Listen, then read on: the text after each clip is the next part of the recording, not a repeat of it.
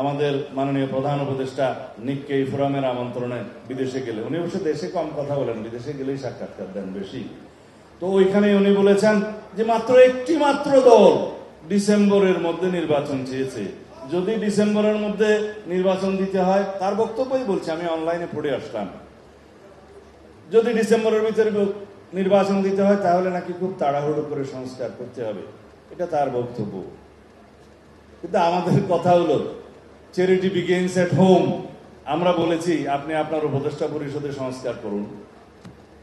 আপনার উপদেষ্টা পরিষদ নিরপেক্ষ নয়।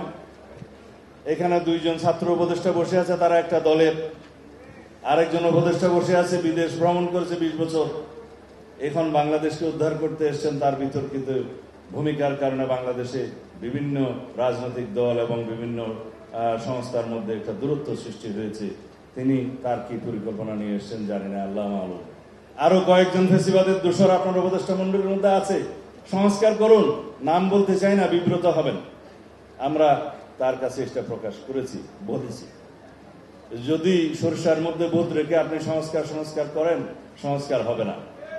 আর সংস্কার এমন কোন সংস্কার নেই, সমস্ত সংস্কার যেগুলো এগ্রিড হবে, একটা ন্যাশনাল কনসেনসাস হবে, ব্রডার কনসেনসাস হবে, সেই সমস্ত সংস্কারগুলো 1 সপ্তাহ থেকে 1 মাসের ভিতরে বাস্তবায়ন করা সম্ভব। যদি আপনি না পারেন আমাদেরকে বলেন, আমরা করি। শুধুমাত্র যে সমস্ত সাংবিধানিক সংস্কারের মধ্যে ঐক্যমত্য সৃষ্টি হবে, সেই সমস্ত সাংবিধানিক সংশোধনীগুলো নির্বাচিত সংসদের মধ্যেই করতে হবে। এটাই হলো আমাদের পরিষ্কার বক্তব্য। সুতরাং সংস্কার বলে যে আপনারা ফেনা তুলছেন মুখে, কয়টা সংস্কার করেছেন?